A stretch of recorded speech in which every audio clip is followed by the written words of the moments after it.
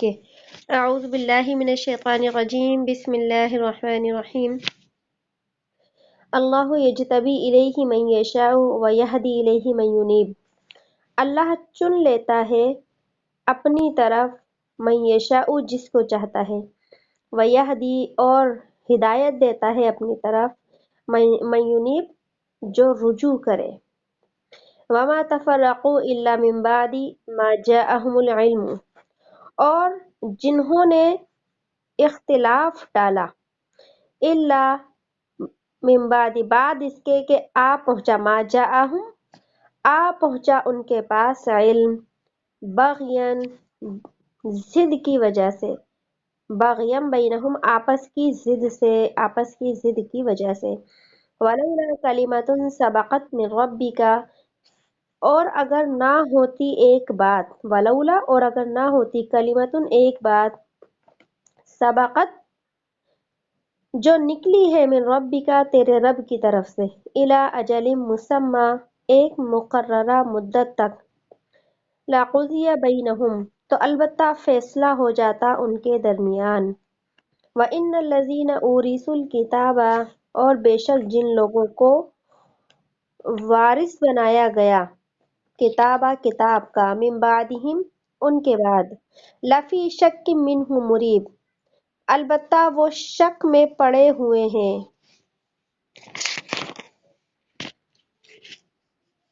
جی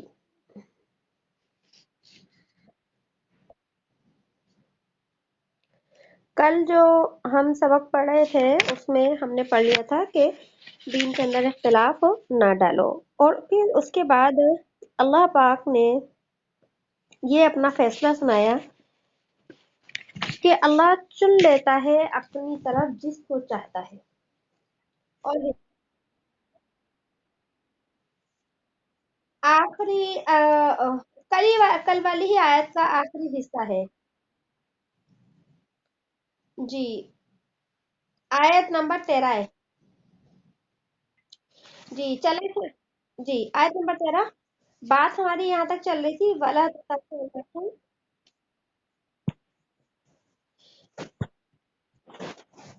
یہ کس کا مائک کھلا ہوا ہے بھائی، اس کو بند کر لیں ذرا،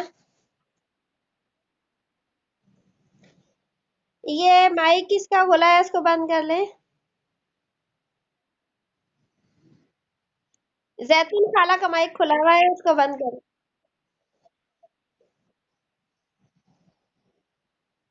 وہ شاید لائن پر نہیں ہے ان کی۔ دیکھیے بسم اللہ الرحمن الرحیم، تو کل ہم نے اختلاف کے بارے میں پڑھ لیا تھا، آگے ہم نے یہ تھا آیت کبر علی المشرکین ما تدعوہم الیہ، بھاری ہے مشرکین پر وہ چیز جس کی آپ دعوت دیتے ہیں یا جس کی طرف آپ ان کو بلاتے ہیں۔ تو یہاں پر جو ہے بھاری ہونے سے مراد کیا ہے؟ توحید، اللہ کی وحدانیت، کہ ہمارے نبی صلی اللہ علیہ وسلم مشرکین مکہ کو وحدانیت کی دعوت دیتے تھے، ایک اللہ کی طرف آنے کی دعوت دیتے تھے، تو اللہ نے فرمایا کہ یہ دعوت، اس کا مان لینا ان کے اوپر کیا ہے؟ بہت مشکل ہے، بہت بھاری ہے، کیونکہ وہ تو بہت سارے بتوں کی پوجا کرتے ہیں۔ پھر آگے اللہ نے فرمایا اللہ یجتبی الیہ، اللہ چن لیتا ہے اپنی طرف جس کو چاہتا ہے، اور ہدایت دیتا ہے اپنی طرف جو رجوع کرے۔ مطلب یہ کہ یہ تو بہت سارے بتوں کے ماننے والے ہیں، لیکن اللہ صراط مستقیم پر جو ہدایت دیتا ہے یا چلنے کی توفیق دیتا ہے، اس کے دو طریقے ہیں۔ صراط مستقیم پر آنے کے یا ہدایت پر آنے کے دو طریقے ہیں، اور دونوں طریقوں کو اللہ نے یہاں پر بیان کیا ہے۔ پہلا طریقہ ہے اللہ یجتبی سے، کہ اللہ اپنے بندوں کو خود صراط مستقیم کے لیے منتخب کر لیتے ہیں، چن لیتے ہیں، یعنی ان کا انتخاب اللہ رب العزت خود فرماتے ہیں، اور اللہ رب العزت ان انسانوں کی طبیعت، ان کی مزاج، ان کا فطرت ایسا بنا دیتے ہیں کہ وہ صرف صراط مستقیم پر ہی چلتے ہیں، ٹھیک ہے، تو یعنی کہ پہلا طبقہ وہ ہو گیا انسانوں کا جن کو اللہ خود منتخب کرتے ہیں بہت سارے لوگوں میں سے، اور ان میں سے وہ ہے انبیاء علیہ الصلاۃ والسلام۔ انبیاء علیہ الصلاۃ والسلام جو ہے ان کو اللہ نے اپنے جو ہے خاص لوگوں میں سے خود چنا، یعنی لوگوں میں سے خاص کر کے خود چنا ہے اور صراط مستقیم پر چلایا۔ اور دوسرے نمبر پر کیا ہے، وَيَهْدِي إِلَيْهِ، اور ہدایت دیتا ہے اپنی طرف جو رجوع کرے، مطلب کہ جو شخص خود محنت کرتا ہے، مطلب کہ ایک وہ شخص جو اللہ کی طرف رجوع کرتا ہے، گناہوں کی توبہ کرتا ہے اور سیدھے راستے پر چلنے کی فکر کرتا ہے اور دین حق کی تلاش کرتا ہے کہ صحیح راستہ مل جائے، صحیح لوگوں سے میرا جوڑ ہو جائے، اور جو اللہ کا اور اللہ کے نبی صلی اللہ علیہ وسلم کا بتایا ہوا طریقہ ہے میں اس راستے کو تلاش کر لوں۔ جب وہ اس فکر میں ہوتا ہے تو اللہ رب العزت اس شخص کو ہدایت اور منزل مقصود تک پہنچا دیتے ہیں۔ اچھا، اب یہ دیکھ لیجئے کہ ایک شخص دین حق کی تلاش کرتا ہے، تو آج تو بہت سارے لوگ جو ہیں وہ دین کے نام پر بیٹھے ہوئے ہیں، ٹھیک ہے نا، کہ وہ جیسے میں نے کل بتایا تھا کہ ایک ایسا جو ہے اپنے آپ کو پیر کہلواتا ہے کہ جو بالکل جسم سے برہنہ ہے، کپڑوں سے بالکل جو ہے وہ کیا ہے، برہنہ ہے، اور اس کے ماننے والوں کا کہنا ہے کہ جی پیر بابا سے اللہ نے نماز روزہ سب کچھ معاف کر لیا، شریعت ہی اٹھا لی ہے ان سے۔ تو یہ تو بتائیے ایک کفر ہے یہ تو، کہ شریعت کس سے جو ہے وہ ختم کی جا سکتی ہے۔ اب کوئی شخص یہ سمجھتا، اس کے ماننے والے سمجھتے ہیں کہ ہم صحیح راستے پر ہیں، تو صحیح راستے کی پہچان کیا ہے یہ سمجھ لیجئے۔ اگر ایک شخص صراط مستقیم کا جو ہے وہ طلبگار ہوتا ہے کہ مجھے سیدھا راستہ مل جائے جو اللہ کا راستہ ہے، دین کا راستہ ہے، یا وہ راستہ جو جنت تک جاتا ہے، یا ایسے لوگوں کا میں انتخاب کر لوں جو صحیح ہیں، تو اس کی صرف ایک پہچان ہے، اور وہ پہچان یہ ہے کہ وہ لوگ اتباع سنت کرتے ہیں، یعنی کہ شریعت کی پیروی کرتے ہوں، اللہ کے نبی صلی اللہ علیہ وسلم کے لائے ہوئے دین کی اتباع کرتے ہیں، بس۔ اب کوئی ایسا شخص جس کا میں بتا رہی ہوں کہ وہ جو یہ عقیدہ رکھتے ہیں، اس کے ماننے والے کہ پیر صاحب سے اللہ نے شریعت ہی اٹھا لی ہے، تو بتائیے ایسے لوگوں کا دین اسلام سے کوئی بھی واسطہ نہیں ہوتا۔ تو اگر کوئی شخص ایسے لوگوں کا انتخاب کرتا ہے تو وہ سراسر گمراہی کے اندر پڑ جاتا ہے، لہٰذا ایسے لوگوں کا انتخاب کرنا چاہیے جو اتباع سنت کرتے ہوں اپنی زندگی کے اندر، ان کی زندگی کے اندر سنت کی پیروی پائی جاتی ہے۔ تو یہاں پر اللہ پاک نے فرما دیا کہ دو راستے ہیں، دو طریقے ہیں، کہ یا تو اللہ چن لیتا ہے ان لوگوں کو ہدایت کے لیے، یا پھر وہ خود اپنی محنت سے حق راستہ تلاش کرنے کی فکر کرتے ہیں، محنت کرتے ہیں، اور اللہ انہیں حق راستہ دکھا دیتے ہیں۔ آگے فرمایا وَمَا تَفَرَّقُوا إِلَّا مِن بَعْدِ مَا جَاءَهُمُ الْعِلْمُ، اور جن لوگوں نے اختلاف ڈالا بعد اس کے کہ آ پہنچا ان کے پاس علم۔ تو یہاں اختلاف ڈالنے والے کون لوگ تھے؟ یہاں قرآن کس کا ذکر کر رہا ہے؟ تو یاد رکھیے قرآن جو ہے یہاں پر قریش مکہ کا ذکر کر رہا ہے، یعنی مشرکین مکہ کا اور کفار مکہ کا ذکر کر رہا ہے۔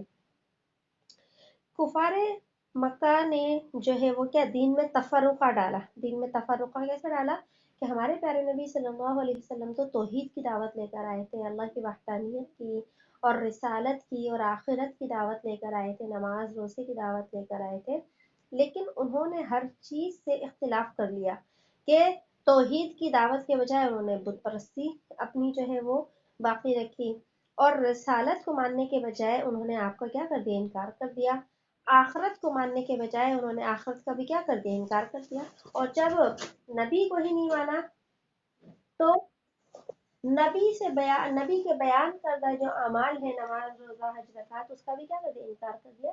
تو اس طریقے سے قرآن بتا رہا ہے کہ ان لوگوں نے دین کے اندر تفرقہ یعنی اختلاف ڈالا،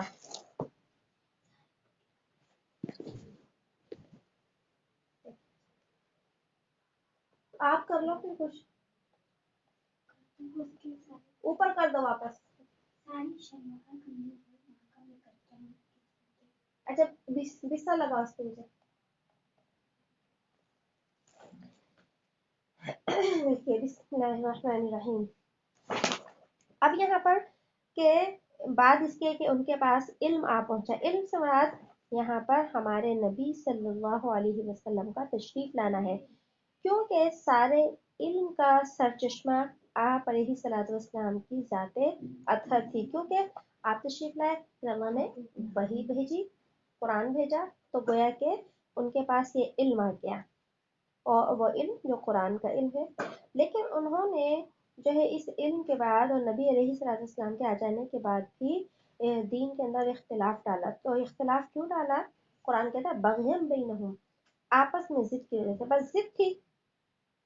حالانکہ نبی کی سچائی کے قائل تھے اور نبی کی صداقت کے، ان کے کردار کے، ہر چیز کے قائل تھے. اپنی آنکھوں سے معجزات دیکھتے تھے، قائل تھے، لیکن ضد تھی کہ اس نبی کو ماننا نہیں ہے. کیونکہ یہ نبی کیا ہے؟ ہمارے اندر سے ہے. کل تک یہ ہمارے جو ہے ایک ہمارے ہی قبیلے کا فرد تھا، آج ہی کہتا ہے کہ میں نبی ہوں. اس لیے ان کی کیا تھی؟ بغیم بینہ، آپس کی ضد تھی. اب آگے اللہ ولولا کلمۃ سے ایک بات بیان فرما رہے ہیں کہ نبی، اگر میں نے ان کے لیے ایک مدت مقرر نہ کی ہوتی تو میں ان کو ان کے اس جو ہے دین کے اختلاف کی وجہ سے اور ان کی ضد اور ہٹ درمی کی وجہ سے دنیا میں ہی ہلاک کر دیتا. اور لیکن میں نے ان کو عذاب دینے کی ایک مدت جو ہے وہ مقرر کر رکھی ہے، اور وہ مدت کیا ہے؟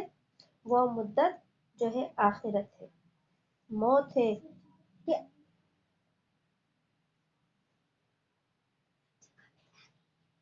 آپ موت کے بعد جب یہ عالم برزخ میں جائیں گے اور پھر قیامت کے بعد یہ عالم حشر میں جائیں گے، تو اللہ نے مدتیں مقرر کی ہیں. اور دنیا کے اندر اللہ پاک انہیں آخرت کے عذاب سے دو چار کر سکتا ہے، لیکن اللہ کرتا نہیں ہے کہ شاید کیا کر لیں گے، ہو سکتا ہے کہ یہ ایمان لے آئے. تو اسی بات کو اللہ نے یہاں بیان فرمایا ولولا کلمۃ، اور اگر نہ ہوتی ایک بات، سبقت من ربک، جو نکلی ہے تیرے رب سے، تیرے رب کی طرف سے، یعنی اللہ نے ایک بات نکالی، مراد مقرر کی ہے، لکھی ہے اللہ نے ایک بات. اور وہ بات کیا ہے؟ الی اجل مسمى، ایک مقررہ مدت تک، ایک مقررہ وعدے تک، اور وہ موت اور عالم آخرت ہے. تو پھر اللہ فرما رہے کہ اگر یہ مدت میں مقرر نہ کرتا لقضی بینہم، تو البتہ فیصلہ ہو جاتا ان کے درمیان، فیصلہ ہو جاتا، یعنی عذاب کا فیصلہ میں دنیا میں ہی کر دیتا ہوں، لیکن میں نے ایسا نہیں کیا. اور آگے فرمایا وَإِنَّ الَّذِينَ أُورِثُوا الْكِتَابَ. اچھا بھائی ذرا سا مجھے جو ہے نا 5 منٹ کی چھٹی دے، وہ چھوٹی والی امیمہ کو ذرا دیکھنا ہے مجھے، ٹھیک ہے؟ آپ تھوڑا سا یا تو دوہرا لیں اس کو، وہ تھوڑی سی پریشان ہو رہی ہے، اس نے کپڑے گندے کر لیے ذرا. جی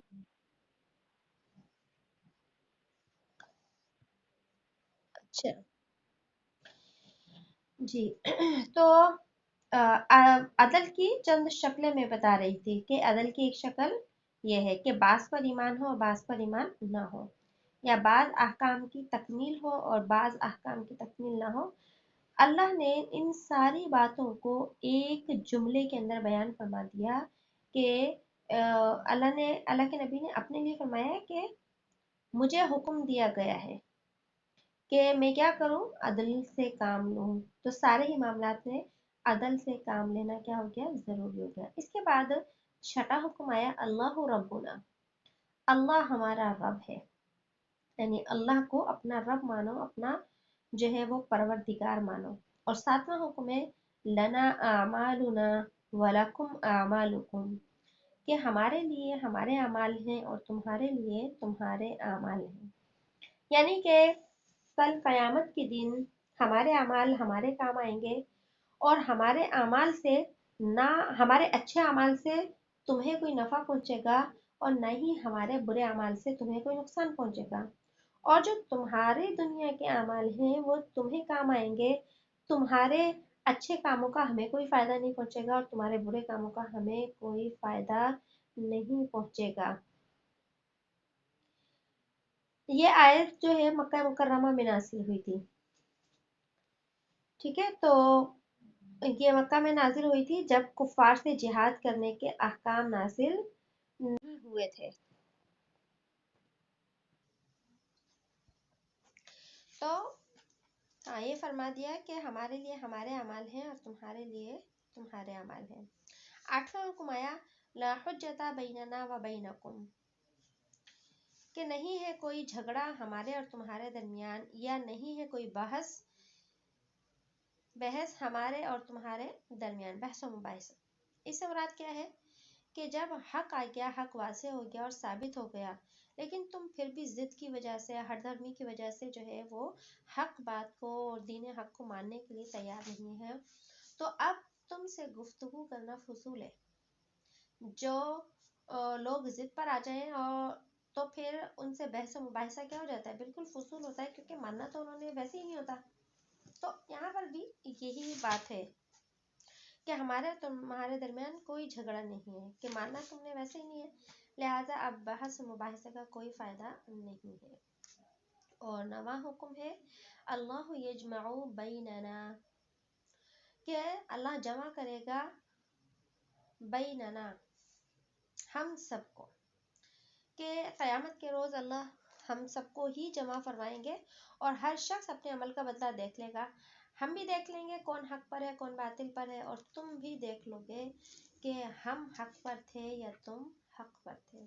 और 10वां हुक्म है, व इलैहिल मसीर, हम सब अल्लाह की तरफ लौट कर जाने वाले हैं। तो हम भी, ईमान वाले भी मरने के बाद अल्लाह ही की तरफ लौटेंगे, और तुम मुशरिकीन भी मरने के बाद अल्लाह ही की तरफ लौटोगे।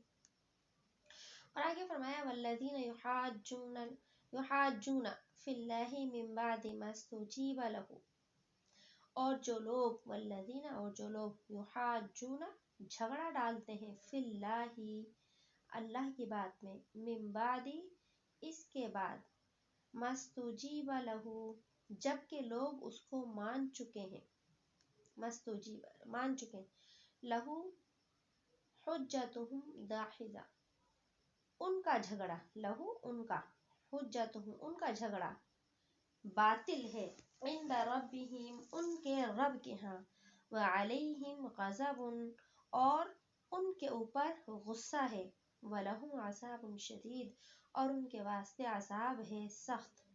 अल्लाहुल्लज़ी अंज़लल किताब बिल हक़्क़ि, अल्लाह जिसने नाजिल की किताब, बिल हक़्क़ि, हक के साथ, वल मीसाना, और तराजू, वमा युद्रीका लअल्ल अस्साअत करीब, और नहीं खबर तुझको, लअल्ल, शायद के क़यामत करीब हो, शायद के वो घड़ी करीब हो, यस्ताजिलु बिहा, वो जल्दी करते हैं इस घड़ी में, वो जल्दी करते हैं इस वक्त में, अल्लज़ीना ला युमिनूना बिहा, वो लोग नहीं ईमान रखते इस घड़ी पर, वल्लज़ीना आमनू, और जो लोग ईमान लाए, मुशफ़िक़ून मिन्हा, वो डरते हैं इससे, व यअलमून अन्नहल हक़्क़ु, और वो जानते हैं कि बेशक वो हक है, अला इन्नल्लज़ीना युमारून फ़िस्साअति, अला, आगा रहो, बेशक जो लोग, युमारून, झगड़ते हैं, फ़िस्साअति, उस घड़ी के बारे में, लफ़ी ज़लालिम बईद, अलबत्ता वो दूर की गुमराही के अंदर है। इन आयत के अंदर भी अल्लाह रब्बुल इज़्ज़त ने उन्हीं लोगों का जिक्र किया है जो दीन के अंदर मुसलमानों से झगड़ते हैं। दीन में मुसलमानों से झगड़ते हैं, मुराद वही है कि जो नबी अलैहिस्सलाम दावत देते हैं वो उसका इनकार करते हैं। तो झगड़ा इसी तरह होता है ना, कि एक शख्स इकरार कर रहा है और दूसरों से इकरार करवाना चाहता है, और दूसरा क्या करता है, जो है उसका सरासर क्या कर रहा है, इनकार कर रहा है।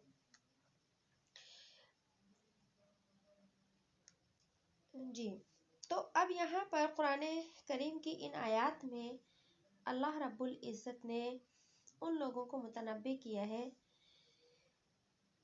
कि जो कुरान को मानने वाले हैं, और इंसाफ पसंद लोग जो कुरान को मानकर मुसलमान हो चुके हैं।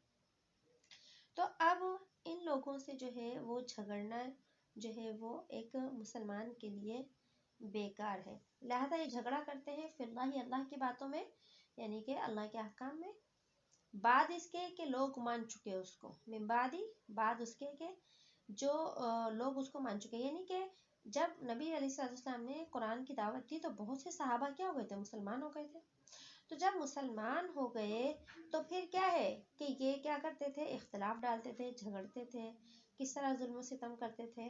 تو اللہ فرما رہے لہو حجتہم، کہ ان کا جھگڑا داحقہ باطل ہے بالکل، کیا جھگڑنا بیکار ہے.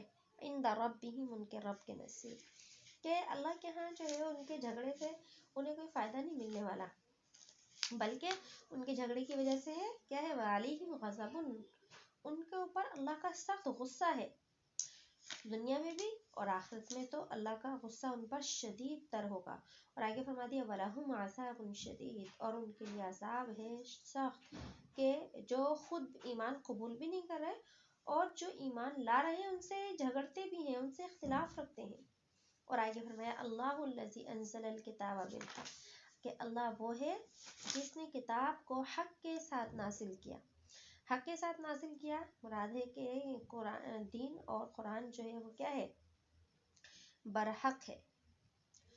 اور اس کے ساتھ اللہ نے میزان کو نازل کیا. اب میزان کیا ہے؟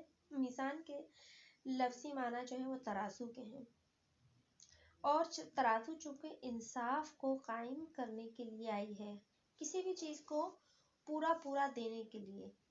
تو اور ترازو جو ہے وہ کیا ہے؟ انصاف کی نشانی بھی ہے. اس وجہ سے یہاں پر میزان سے کیا مراد ہے؟ ایک تو یہ کہ میزان ترازو ہے، تو یہ ایک عام ترازو جس کو ہم دنیا میں بھی استعمال کرتے ہیں، اور ہر چیز کو تولنے کے لیے اور وزن کرنے کے لیے جو ہے ترازو کا استعمال کیا جاتا ہے، اللہ نے اسی ترازو کو ذکر کیا ہے. اچھا، اس کا مطلب کیا ہے یہاں بیان کرنے کا؟ اس کا مطلب یہ ہے کہ اللہ رب العزت حقوق کی پوری ادائیگی چاہتے ہیں اور انصاف چاہتے ہیں، کیونکہ حقوق دو ہیں، یا تو حقوق اللہ اور پھر حقوق العباد. تو اللہ نے میزان کے لفظ سے یہ بیان فرما دیا اپنی بندوں کے لیے کہ اللہ نے کتاب بھی بھیجی، یعنی قرآن مجید بھی بھیجا، اور میزان بھی بھیجا، کہ اللہ نے انصاف کا تقاضا کیا ہے کہ اگر اللہ کے احکام پورا کرتے ہو، اس میں بھی حقوق اللہ میں بھی انصاف کرو اللہ سے. اور اللہ کے ساتھ انصاف کیا ہے سب سے بڑا؟ کہ اس کے ساتھ شرک نہ کیا جائے. ورنہ اللہ کی شان کے مطابق دیکھیں انسان عبادت نہیں کر سکتا، لیکن اللہ رب العزت سے انصاف کا پہلا قدم یہ ہے کہ اس کی وحدانیت میں کسی کو کبھی بھی شریک نہ کیا جائے. اللہ سے انصاف کرو. اور حقوق العباد میں انصاف کیا ہے؟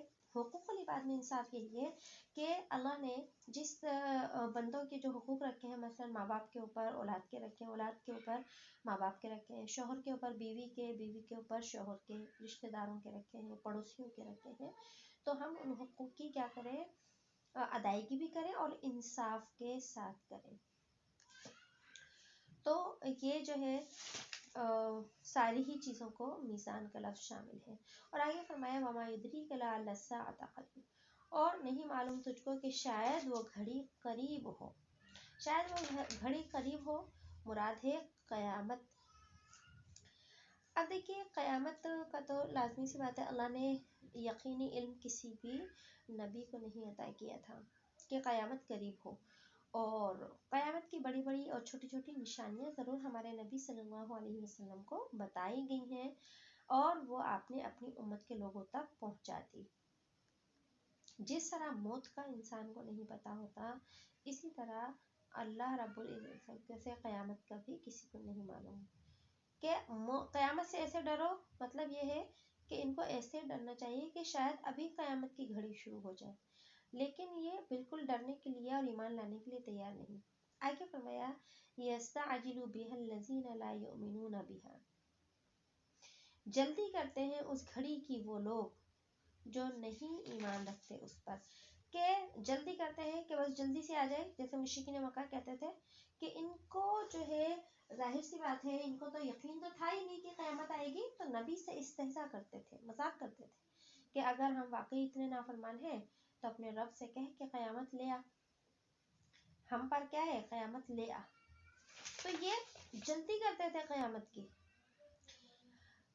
کون؟ لا یؤمنون بها، جو قیامت پر ایمان نہیں رکھتے تھے وہی قیامت کو ہنسی مذاق سمجھتے تھے اور جلدی لانے کی جو ہے، جلدی آنے کی کیا کرتے تھے، تمنا کرتے تھے۔ اور ایمان والے والذین آمنوا، اور جو لوگ ایمان رکھتے تھے کس پر؟ قیامت کے دن پر، جن کا ایمان تھا، مشفقون منہا، وہ ڈرتے ہیں اس سے، قیامت کے دن سے، کہ قیامت سے پہلے تو اللہ نے ہمیں توبہ کی مہلت دے رکھی ہے، لیکن اگر قیامت آ گئی تو ہماری توبہ کی مہلت کیا ہو جائے گی، ختم ہو جائے گی۔ اور وَيَعْلَمُونَ أَنَّهَا الْحَقُّ، اور وہ ایمان والے جانتے ہیں کہ وہ قیامت جو ہے برحق ہے۔ أَلَا إِنَّ الَّذِينَ يُمَارُونَ، بے شک جو لوگ جھگڑتے ہیں، فِي السَّاعَةِ، اس قیامت کے آنے کے بارے میں، تو وہ سری گمراہی کے اندر ہیں، کہ یہ تو جھگڑنے کی کوئی بات ہی نہیں ہے، اور یہ قیامت برحق ہے جو واقع ہو کر رہے گی۔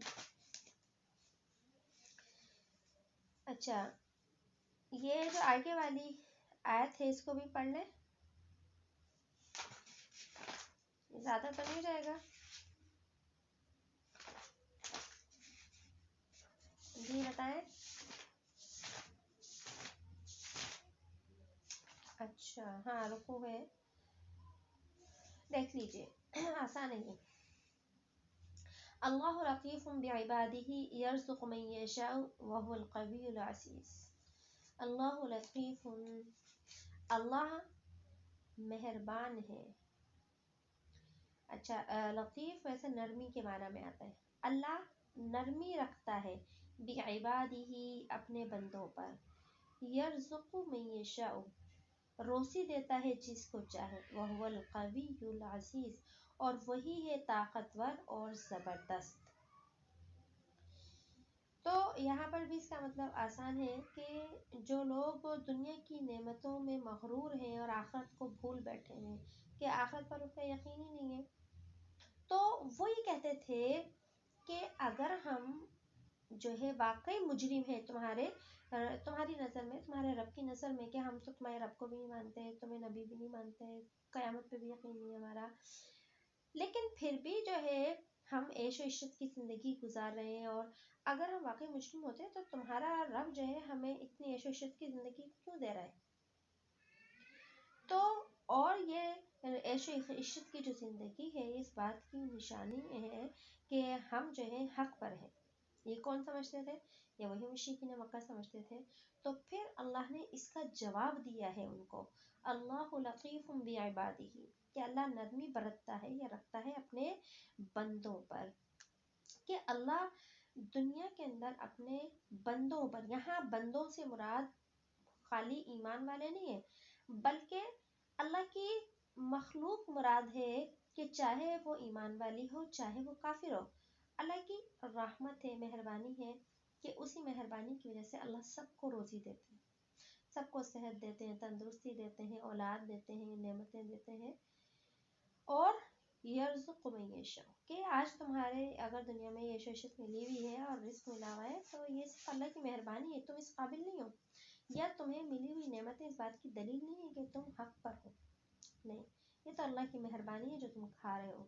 تو اللہ نے کیا کیا؟ اپنی مہربانی کی وجہ سے رزق دیا ہے، اور کیا ہے کہ وہ قوی ہے، زوراور ہے، زبردست ہے، اور جو ہے زبردست ہے، زوراور، کے اللہ نے پھر فرمایا کہ میں نرمی کی وجہ سے کیا کرتا ہوں، ان کو رزق دیتا ہوں، لیکن سنو میں طاقتور بھی بہت زیادہ ہوں، اور طاقت بھی میری کیسی ہے، بڑی زبردست قسم کی ہے، کہ اگر ابھی چاہوں تو ان کو جڑ سے مٹا دوں، دنیا میں انہیں عبرت کا نشان بنا دوں، لیکن میں نے ایک وقت مقررہ تک ان کو مہلت دی ہے کہ شاید یہ باز آ جائے، اور اگر یہ باز نہیں آئے تو اپنا انجام قیامت کے دن دیکھ لیں گے۔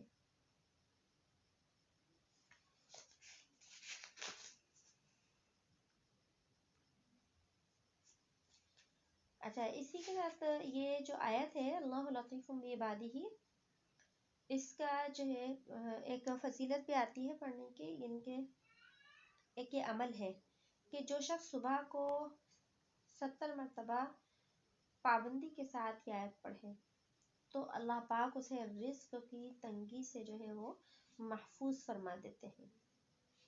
لہٰذا یہ بہت ایک مجرب ہے. یہی والی آیت ہے اللہ لطیف بعبادہ، آیت نمبر 19. جی بس یہ صبح میں لکھا ہے. اب صبح سے مراد فجر کے بعد بھی ہو سکتا ہے، فجر کے اور عشاء کے بعد بھی ہو سکتا ہے، یعنی جو صبح کا ٹائم ہے ہمارا. بس خاص فجر کے بعد ہی مراد نہیں ہے. ہم اپنے کچن میں کام کر رہے ہوں، 70 کی تعداد میں پڑھ لیں تو اچھا ہے. یہ جو ہے کافی یعنی کہ رزق کی جہاں تنگی ہو نا اس کے لیے ایک مجرب آیت ہے.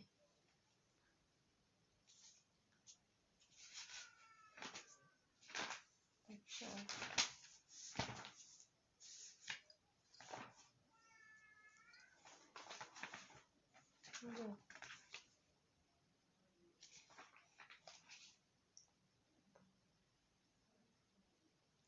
جی بالکل. سورۃ الطلاق میں ہم نے پڑھا تھا نا رزق کا. جی جی 70 دفعہ. تو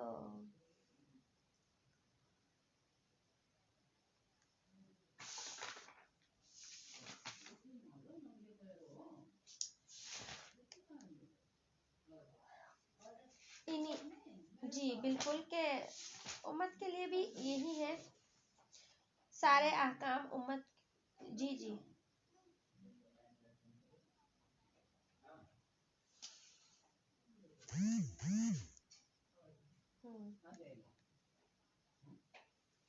بس میں نے اتنا ہی بتایا تھا. ہاں کہ یہ آیت مکہ میں نازل ہوئی تھی، اس وقت نازل ہوئی تھی جب تک کفار مکہ سے اور مشرکین مکہ سے جہاد کرنے اور لڑنے کے احکام نازل نہیں ہوئے تھے.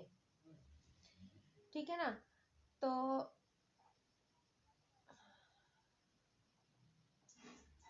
مرید جو کسی کی یعنی کہ مریب، اچھا تردد میں پڑھنا، تردد اور شک ان کا معنی ملتا جلتا ہی ہے.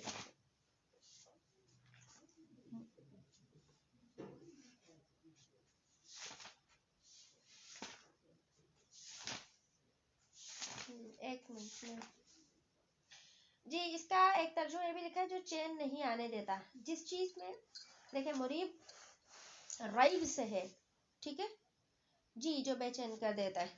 جی سورہ بقرہ میں نا لا ریب فیہا کہ نہیں ہے شک اس کتاب میں، لا ریب فیہ. تو یہ مریب جو ہے یہ اصل میں اسم فاعل کا صیغہ ہے اور جو ہے شک میں پڑھنے والا. ٹھیک ہے.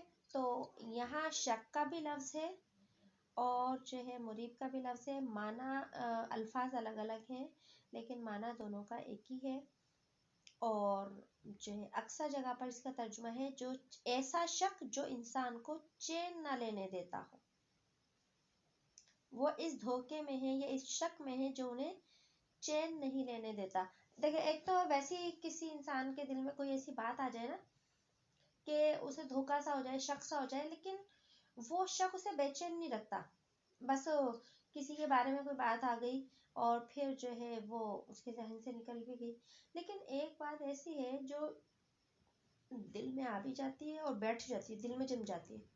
پھر انسان اس کے بارے میں اگر سوچتا رہے کرتا رہے تو وہ اسے چین نہیں ملتا، بس وہ اسی کی الجھن میں گرفتار رہتا ہے. تو یہاں پر وہ والا شک بیان کیا گیا ہے کہ وہ البتہ وہ شک میں پڑے ہوئے ہیں جو انہیں چین نہیں لینے دیتا، اس شک کی وجہ سے انہیں سکون نہیں ملتا. اب آگے سمجھ میں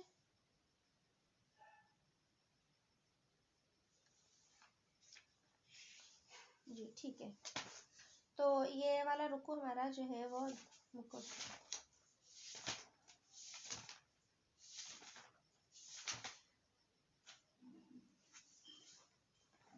اچھا نہیں میں کوشش تو خیر یہی کرتی ہوں، بس وہ ہے نا بچہ ہے، بچے کا کوئی پتہ ہی نہیں ہوتا، کبھی تو جلدی سو جاتی ہے، کبھی یہ تو آج اصل میں نا مغرب سے پہلے سو کر اٹھی تو اس لیے بس جو ہے وہ سوئی نہیں. کبھی سوتی نہیں سارا دن تو اس کو لگتا ہے بس جلدی سے سو جاؤں. یہ والی کیفیت ہے وہ. بس بچہ اپنی مرضی کا مالک ہے. ہاں تو اس وجہ سے